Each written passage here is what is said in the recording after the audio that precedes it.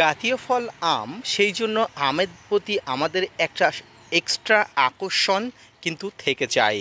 সারা বছর গাছ ভর্তি ফল গাছ যেমন আমরা রাখতে চাই, তার মধ্যে একটি অন্যতম সেরা আমের চারা কিন্তু আমরা রাখতে চাই। হ্যালো ফ্রেন্ডস, আমি কমল হোসেন এবং আপনারা দেখছেন গার্ডেনার টিপস উইথ কমল।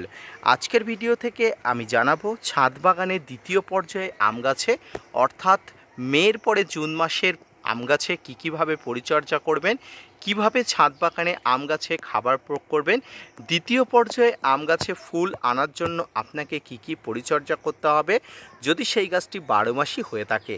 তো আসুন আজকের ভিডিও থেকে বিস্তারিত জেনে নিন ফল ধরা আম গাছে এই মুহূর্তে কি করবেন, বা ফল হারভেস্ট করার পরে আম গাছে এই মুহূর্তে আপনি কীভাবে পরিচর্যা করবেন।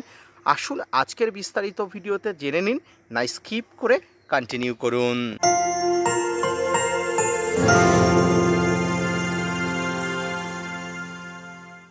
বারোমাসি আমের মধ্যে সেরা একটি আম হলো কাটিমন।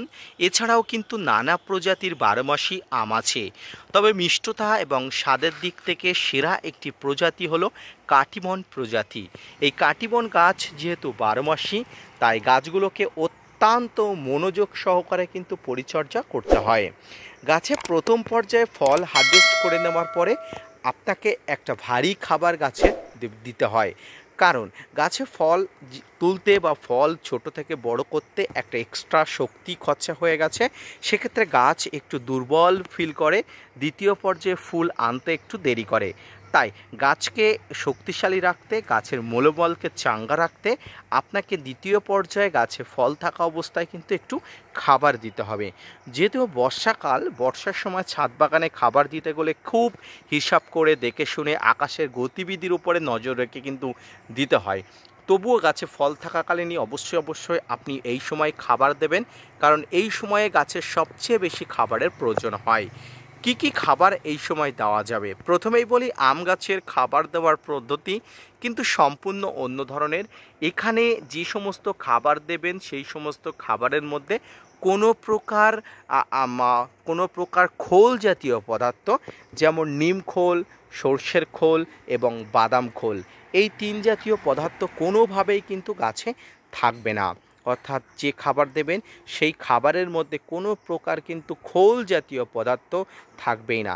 যদি আপনি এই ভুলটি করেছেন তাহলে আম গাছের পাতা পোড়াজনিত সমস্যা হবে, গাছের গোড়াতে নাইট্রোজেনের পরিমাণ বাড়বে, মাটিতে নাইট্রোজেন টক্সিসিটি বাড়বে, গাছের পাতা পোড়ার সমস্যা হবে এবং নানাবিধ সমস্যা দেখা যাবে। তবে কি খাবার দেবেন আপনাদের মনে প্রশ্ন জাগছে। হ্যাঁ, এই মুহূর্তে যে খাবার আপনারা দিতে পারবেন সেই খাবারটি হলো হাড় গুঁড়ো, সেই খাবারটি হলো শিংকুচি, সেই খাবারটি হলো আপনারা এই সময় বিভিন্ন ধরনের কম্পোস্ট সার, লিপমোট কম্পোস্ট, ভার্মি কম্পোস্ট, এই ধরনের কম্পোস্ট সার। এই সময় রাসায়নিক কিছু সার দেবেন, যেমন এসএসপি বা টিএসপি। এই সময় টবের মাটিতে বর্ষা হচ্ছে, ফাঙ্গাসের উৎপাত যাতে না হয় তার জন্য কিছু ফাঙ্গিসাইড, যে কোনো মাত্রার ফাঙ্গিসাইড দিতে পারেন, কোনো ধরনের অসুবিধা নেই। এই সময় আপনারা আরও যেটা দেবেন সেটা সিউইড এক্সট্রাক্ট, সমুদ্র শৈবাল থেকে তৈরি, সামুদ্রিক শৈবালের দেহ থেকে তৈরি যে সিউইড এক্সট্রাক্ট, যেটা জৈব সম্পূর্ণ, এটি কিন্তু মিশিয়ে নিয়ে গাছের গোড়াতে দেবেন।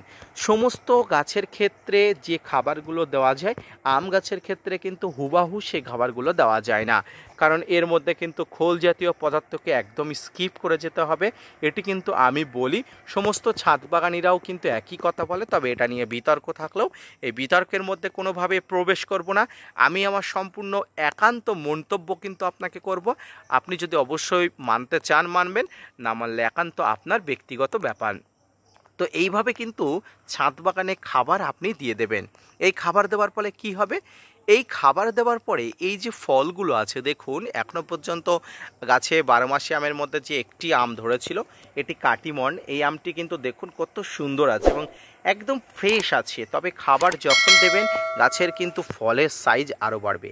এই খাবারটি দেবেন এখন টবের মাটি ভিজে আছে, একদম উপযুক্ত সময় টবের মাটি থেকে কিছুটা মাটি সরিয়ে নেবেন, নিয়ে কিন্তু খাবারটি প্রয়োগ করে দেবেন। প্রয়োগ করে দেওয়ার পরে মাটিটা কিন্তু আবার কিন্তু চাপা দিয়ে দেবেন, কখনো মাটির উপরে দেবেন না, কারণ বর্ষা হচ্ছে, আপনি খাবার দিলেন তারপরে দুমদাম বর্ষা হলো, সেই জলটা কিন্তু বাইরে বার করে নিয়ে যাবে এবং আপনার খাবারও বেরিয়ে যাবে। তাই কোনোভাবেই কিন্তু মাটির উপরে খাবার দেবেন না, মাটি সরিয়ে নিয়ে তারপরে কিন্তু খাবার দেবেন। এবার আসি গাছের সামগ্রিক পরিচর্যা। দেখুন, 12 মাসি আম গাছ মানে আপনার সিজন শেষ হয়ে যাবে, তারপরে কিন্তু আবার ফুল আসবে, আবার ফল ধরবে, এক কথায় সারা বছর আপনার গাছে আম থাকবে। কিন্তু সিজনাল আম গাছগুলো কী হয়, সিজনাল আম গাছগুলোতে এই সময় ভারী খাবার দিতে হয়, আবার নভেম্বর ডিসেম্বর জানুয়ারি পর্যন্ত অপেক্ষা করতে হয়, তারপরে গাছে আবার ডরমেন্সি আসে, ডরমেন্সির পরে গাছে ফুল আসে।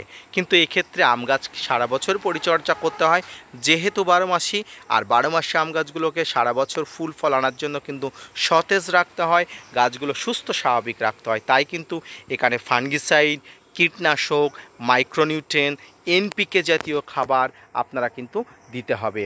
মাইক্রোনিউট্রিয়েন্টের মধ্যে বোরন অবশ্যই দেবেন, কারণ ফল ধরা গাছগুলোতে বোরনের চাহিদা অত্যন্ত গুরুত্বপূর্ণ। এছাড়াও কিন্তু ফাঙ্গিসাইডের মধ্যে সাপ, ম্যানসার, Bavistin, Ridomil Gold, Blitox, blue copper, M45, Amistar Top অবশ্যই দেবেন। এছাড়াও কিন্তু আপনি এনপিকে জাতীয় খাবারের মধ্যে 19-19, 18-18 বা 12-61, ক্ষমা করবেন, 13-61-45 যেটা আছে সেটা অবশ্যই দেবেন।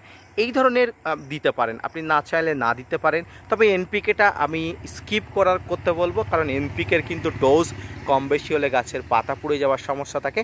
তবে এক্ষেত্রে আপনি 0050 প্রয়োগ করতে পারেন, এটাও এনপিকে, অর্থাৎ এর মধ্যে প্রচুর পরিমাণ পটাশ থাকে, আর আম গাছে পটাশের চাহিদা খুব থাকে, আপনি দিতে পারেন। এখানে 0050 প্রতি লিটার জলে কিন্তু 2 গ্রাম ভালো করে নিয়ে আপনি ফল ধরা গাছে বা ফল না ধরা গাছেও কিন্তু আপনি দিতে পারেন। নর্মাল গাছেও কিন্তু আপনি প্রয়োগ করতে পারেন, মাটিতেও প্রয়োগ করতে পারেন।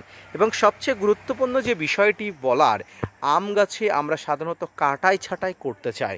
সবসময় মনে রাখবেন, 12 মাসি আম গাছগুলোতে এই সময় কাটাই ছাঁটাই করবেন না, কারণ 12 মাসি আম গাছগুলোতে সারা বছর ফুল আসে, আর আম গাছের পুরনো ডাল, অর্থাৎ পুরনো ডাল না হওয়া পর্যন্ত কিন্তু ফুল গাছে আসে না। তাই কখনো 12 মাসি আম গাছগুলোতে ফল হয়ে গেছে মানে কাটাই ছাঁটাই করবেন না। দেখুন, এখানে আমি একটা জিনিস দেখাই, এখান থেকে কিন্তু কয়েকদিন পরে কিন্তু মুকুল একটা বার হবে, আপনারা কয়েকদিন পরে দেখতে পাবেন, অর্থাৎ গাছে ফল আছে, এই ফল হয়তো হারভেস্ট করা হয়ে যাবে, গাছে আবার মুকুল আসবে। তাই সিজনাল আম গাছগুলোকে আপনি এই মুহূর্তে কাটাই ছাঁটাই করতে পারেন, কিন্তু 12 মাসে আম গাছগুলোতে আপনি কাটাই ছাঁটাই করবেন না। তবে হার্ড প্রুনিং একদমই এক সময় করবেন না, সফট প্রুনিং করতে পারেন। সফট প্রুনিং বলতে এই গাছের মাথাটা নখ দিয়ে খুশিয়ে দিতে পারেন, পরবর্তী শাখা পোশাখা ডালপালা বেরিয়ে গাছ কিন্তু আরও বেশি ঝাঁকড়া হবে। দর্শক, 12 মাসি আম গাছ যে সমস্ত আছে, অনেক ধরনের 12 মাসি আম গাছ আছে যেগুলো প্রচুর পরিমাণ সারা বছর টবের মাটিতে, ছাদ বাগানে বা আপনার বাণিজ্যিক বাগানে প্রচুর পরিমাণ ফলন দিচ্ছে। তাই কিন্তু এইভাবে পরিচর্যা করুন, খাবার প্রয়োগ করুন। এই সময় আপনি রাসায়নিক খাবার দিতে চাইলে শুধুমাত্র এসএসপি বা টিএসপি ছাড়াও আর অন্য কিছু দেবেন না, এখানে ইউরিয়া জাতীয় কোনো খাবার আপনার দেওয়ার কোনো প্রয়োজন নেই। আজকের ভিডিওটি এই পর্যন্ত। 12 মাসি আম গাছের মধ্যে সেরা আম গাছ সম্পর্কে আজকে আমি আলোচনা করলাম। এছাড়া কাটিমন আম সম্পর্কে আপনাদের একটা বেসিক ধারণা দিলাম। 12 মাসি আম যদি আপনারা রোপণ করতে চান, কাটিমন একটা চারা অবশ্যই রাখবেন, কারণ কাটিমনের ফল একবার যদি আপনি খেয়েছেন তো আপনি এই ফলের প্রতি কিন্তু প্রেমে পড়ে যাবেন। আজকের ভিডিওটি এই পর্যন্ত, দেখা হচ্ছে পরবর্তীতে নতুন কোনো ভিডিও নিয়ে, নতুন কোনো তথ্য নিয়ে। ততক্ষণ সুস্থ থাকুন, ভালো থাকুন, আর ছাদ বাগানকে ভালো রাখার জন্য আপনি সুস্থ স্বাভাবিক থাকুন এবং আপনার গাছকে পরিচর্যার মাধ্যমে সফল ছাদ বাগানি হয়ে উঠুন। ধন্যবাদ।